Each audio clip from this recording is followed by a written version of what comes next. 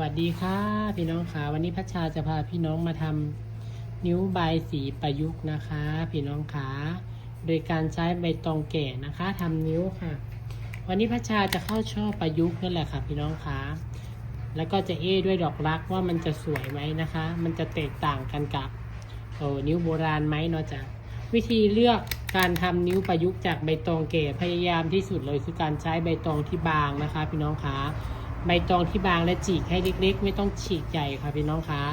เป็นอย่างพัชชาจังหวะนั้นการที่เราเอาใบตองหนามันจะเข้าช่อยากใบตองบางมันจะเข้าช่อง่ายแล้วก็ทำให้เล็กที่สุดเวลาเข้าช่อจะได้สวยนะคะพี่น้อง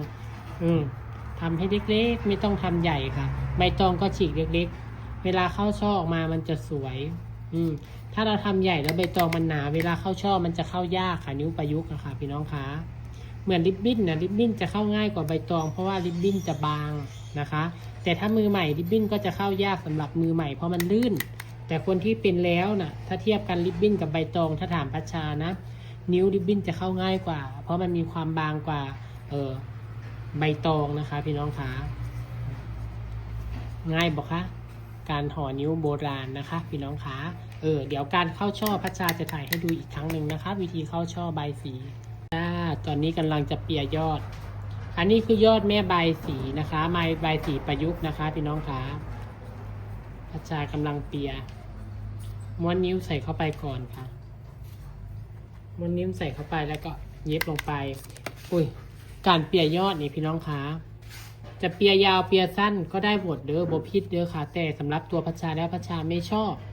ให้ยอดยาวเกินนะคะพี่น้องคะประมาณ8ชั้นนะคะกำลังสวยนะคะเปียยอดนะคะพี่น้องคะใบสีประยุกต์นี้จะมียอดจะไม่เหมือนใบสีโบราณนะคะ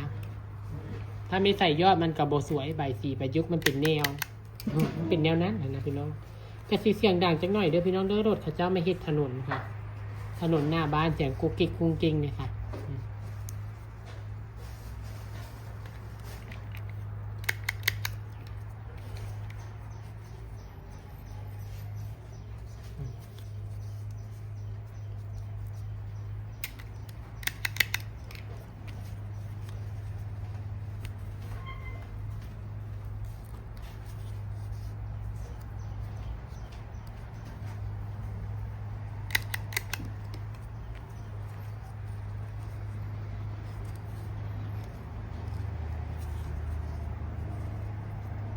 นี่ค่ะเปียไปประมาณนี้พี่น้องขาเห็นบ่เวลาเปียห้อยเปียก็ต้องให้ตรงกันมาแล้วนี่เด้อค่ะพี่น้องถ้าห้อยเปียบ่ตรงกันเวลาพี่น้องมาเข้าช่อมันจะเบี้ยวเด้อค่ะเปียให้ตรงๆลงมามันจะไม่เบี้ยว2 4 6 8 9ซะเพิ่มอีกอันนึงแค่นี้ค่ะโบยาวผู้ใดมักยาวก็ฮิตยาวเด้อแต่พัชชาแค่นี้คิดว่ากำลังพอดีสวยนะจ๊ะเนี่ยเวลาเราจะเข้าช่อแบบนี้พี่น้องคะเราจะเข้าช่อให้เราฉีกใบตองมาก่อนจะเข้าช่อเนาะให้เอามาเย็บใส่นี้ก่อนเวลาเข้าช่อมันจะได้ง่ายพี่น้องคะนี่เย็บลงไปแบบนี้เวลาเราเข้าช่อมันจะได้ง่ายเด้อค่ะพี่น้องคะเดี๋ยวมาเบิ่งตอนเข้าช่อจ้ะ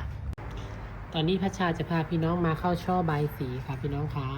เวลาพัชชาเข้าช่อใบสีพัชชาจะใช้สเตปเปอร์2ตัวนะคะอันนี้จะเข้าช่อใบสีประยุกต์พี่น้องคะอาจจะเบื่อเนาะพี่น้องเนาะอาจคนเบิ่งหลาย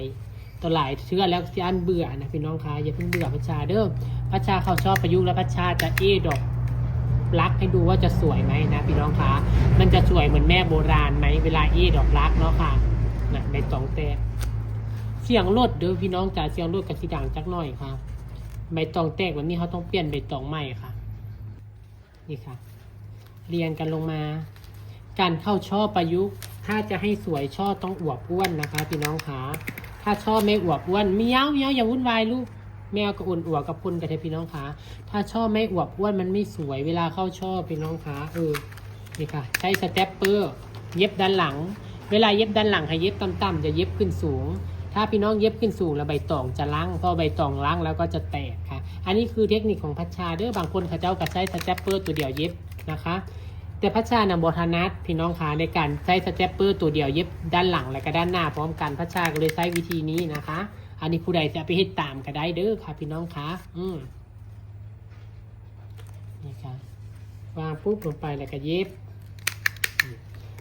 แล้วก็พับเฉียงผ้านุ่งให้เอาขึ้นสูงๆค่ะเอาขึ้นสูงๆแล้วพับเฉียงลงมาเอาพี่น้องค้าเนี่ยนี่ค่ะใบตองก็ต้องยาวค่ะพี่น้องขาการเข้าช่อนี่ถ้าใบตองชั้นนี่เข้าช่อยากนะคะมันเป็นรูปเป็นร่างแล้วพี่น้องขาพัชชาก็เริ่มเข้ายากเพราะว่าใบตองสั้นค่ะใบตองบ่มีใบตองยาวเลยพี่น้องขาตกมาเดือน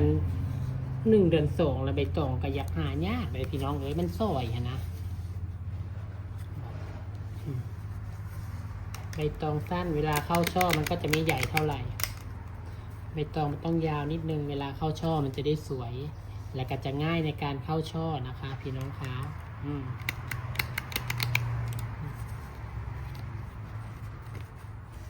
ตอนนี้เข้าช่อมาได้สักพักแล้วพี่น้องคะบอซ่อจะอวบจะอ้วนแต่ว่าใบตองสั้นกันเทียพี่น้องพระเจ้าบุญใบตองด้วยค่ะหาเอาใบตองในบ้านนี่เรามาฮิตให้พี่น้องเบิ้งละกันใบตองกระสั้นกับที่เข้าช่อยากหน่อยพี่น้องคะเข้าช่อยากมันสุดไวคำใบตองสั้นนะคือเข้าซีดแม่16เนี่ยนี่ก็ยากนะก็น่าจะได้แม่13เท่านั้นนะพี่น้องคะนะคะเย็บลงไปครับเฉียงครับเฉียงทั้งยากทั้งกรอบใบตองกระแข็งเรียบร้อยพี่น้องคะเป็นยังไงเจ้าคะสวยงามบ่คะช่อประยุกต์นิ้วประยุกต์ใบตองแก่เห็นบ่ลายมันจะเฉียงลงอย่างนี้ให้มันเฉียงลงแบบนี้เดี๋ยวพัชชาดอกไม้ค่อยมาดูด้วยกันว่าจะสวยขนาดไหนครับพี่น้องคะสวัสดีค่ะตอนนี้ก็เสร็จเรียบร้อยนะคะช่อแม่ใบ4 นิ้วประยุกต์ใบตองแก่นะคะด้วยดอกรัก1 ดอกและดอกพุธ1 ดอกนะคะสาเหตุที่1 ดอกเพราะว่าใส่2 ดอกแล้วมันไม่ค่อยสวยพี่น้องคะนิ้วประยุกต์นะพี่น้องบางคนว่าทำไมเห็นพัชชาใส่2 ดอกเป็นงานผ้าเพราะว่าลูกค้าเพิ่นอยากได้นิ้วยาวๆที่พัชชาใส่2 ดอกนะคะพัชชาก็เลยเพิ่มความยาวของดอกรักออกไปแต่ถ้าถามว่าความสมบูรณ์ความสวยความงามนะพัชชาว่าดอกเดียวกำลังสวยค่ะเพราะว่ามันจะเข้ากันกับนิ้วนะว่านิ้วเราเป็นนิ้วที่สั้นนะคะพี่น้องคะก็จะประมาณนี้เนาะก็แล้วแต่ความมักดอกว่าพี่น้องจ๋าแต่พัชชาคิดว่าดอกเดียวกำลังสวยถ้าเป็นนิ้วประยุกต์ถ้าเป็นนิ้วโบราณ2 ดอกได้ค่ะพี่น้องคะเอาไม่เบิ่งให้ชมกดแชร์ให้หน่อยเด้อจ้า